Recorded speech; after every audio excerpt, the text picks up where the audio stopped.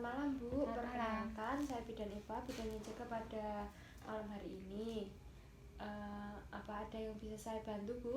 Ini Bu, saya ingin melakukan ANC dan melakukan persiapan untuk persalinan itu apa aja gitu Bu, saya tidak tahu. Oh baik Bu, saya boleh pinjam buku KIA-nya terlebih dahulu Bu? Ini Bu. Ini dengan Ibu Eva, umurnya 30 tahun ya Bu? Iya. Ini keluhannya Ibu ingin melakukan ANC dan ingin mengetahui apa saja yang dipersiapkan sebelum waktunya persalinan. Di sini nanti saya akan melakukan KIE birth plan yang bertujuan agar Ibu tahu apa yang harus dipersiapkan sebelum waktunya persalinan ya Bu. Apakah Ibu bersedia? Bersedia. Baik, jika Ibu bersedia, saya izin untuk cuci tangan dan menutup privasi terlebih dahulu ya Bu. Ya. Baik Bu, di sini nanti prosedurnya kita akan membutuhkan waktu sekitar 5-10 menit ya Bu.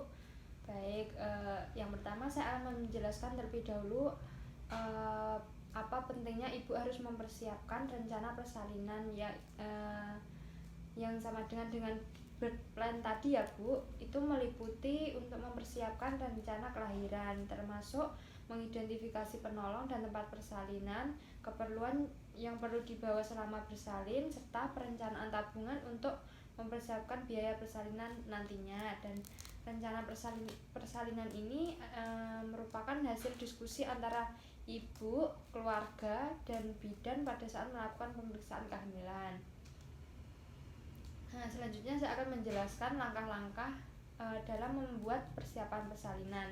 Yang pertama, langkah 1 itu membuat rencana persalinan. Yang pertama dengan menentukan tempat persalinan.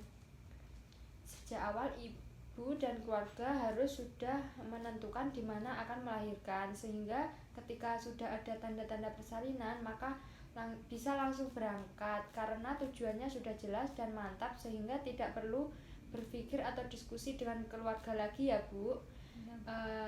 Karena akan memakan waktu untuk mencapai fasilitas kesehatan itu. Lalu yang kedua, ibu harus sudah memilih tenaga kesehatan yang sudah terlatih. Setelah menentukan tempat persalinan tadi, maka ibu harus berpikir untuk menentukan bidan yang akan menolong persalinan. Kalau sudah memilih bidan yang akan menolong, maka bisa mulai menjalin hubungan sejak periksa hamil sehingga sudah terjalin hubungan yang baik yang dapat mengurangi kecemasan pada saat melahirkan nanti. Dan perlu ditentukan juga apabila bidan yang dipilih tidak ada ketika tiba saat persalinan, siapa nanti penggantinya, begitu ya Bu? Ya. Lalu selanjutnya ibu harus sudah mempersiapkan bagaimana nantinya cara menghubungi bidannya, dapat menanyakan nomor HP atau telepon yang dapat dihubungi. Lalu selanjutnya untuk transportasi ke tempat persalinan, kendaraan untuk berangkat ke tempat persalinannya itu juga harus direncanakan sejak hamil sehingga siap setiap saat ya Bu. Dan ibu juga harus sudah mempersiapkan siapa nantinya yang akan menemani ketika ibu bersalin ya Bu. Kadang ada bidan yang mengatakan bahwa yang berhak menemani ketika persalinan itu harus suami. Nah, hal tersebut tidak benar karena prinsipnya yang menemani adalah orang yang dapat memberi support mental kepada ibu yang akan melahirkan. Hal ini tidak harus suami. Pernah terjadi suami yang mendampingi istrinya melahirkan malah akan pingsan karena sebenarnya suami itu tidak tega Bu melihat istrinya. Ada juga suami yang marah-marah pada istrinya karena istrinya tidak kuat mengejan. Hal yang seperti itu justru mengganggu proses persalinan nantinya karena bisa menambah kecemasan ibu yang melahirkan. Nah, untuk menentukan siapa yang akan menemani, ibu bisa berdiskusi sama suami dan keluarga ya Bu. Lalu selanjutnya untuk berapa banyak biaya yang dibutuhkan dan bagaimana cara mengumpulkan biayanya tersebut. Nah, untuk mengetahui berapa banyak biaya yang dibutuhkan, ibu sudah dapat menentukan ingin dirawat kelas berapa sehingga dapat mengetahui berapa biayanya. Lalu pada saat periksa hamil sebaiknya bidan mengorientasikan pasien pada kamar-kamar sesuai kelas dan tarifnya sehingga pasien dapat memilih sejak awal. Lalu bagaimana cara mengumpulkan biayanya? Ibu bisa diajak diskusi apakah dengan tabungan ibu bersalin atau tabulin sehingga pasien dapat menabung setiap periksa hamil sehingga pada saat melahirkan sudah terkumpul biayanya ya Bu. Atau juga ibu bisa memilih dengan biaya jaminan persalinan atau Jampersal ataupun jaminan kesehatan masyarakat atau Jamkesmas ataupun dengan BPJS. Nah, lalu untuk siapa yang akan menjaga keluarganya jika ibu sedang melahirkan itu juga harus dipersiapkan ya Bu.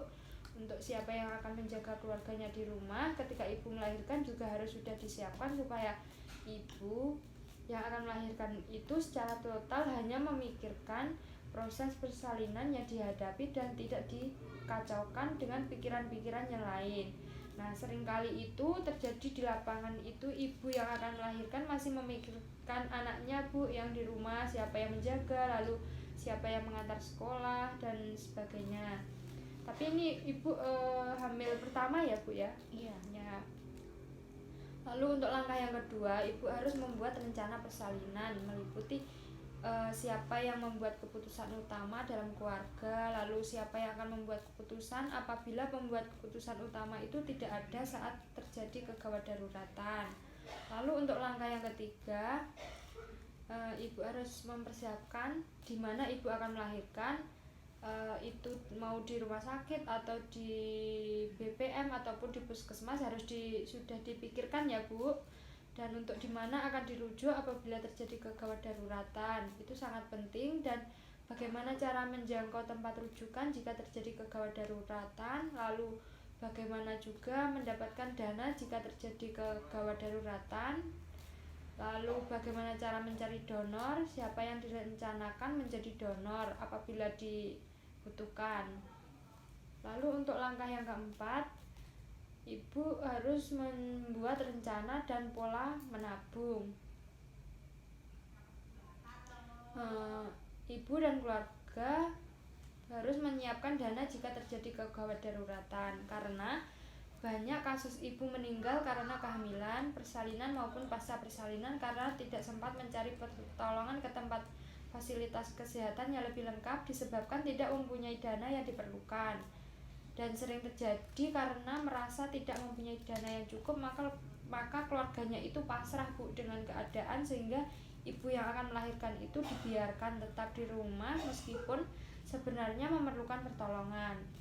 Selanjutnya untuk langkah yang terakhir, ibu harus mempersiapkan peralatan untuk persalinan nantinya ya Bu.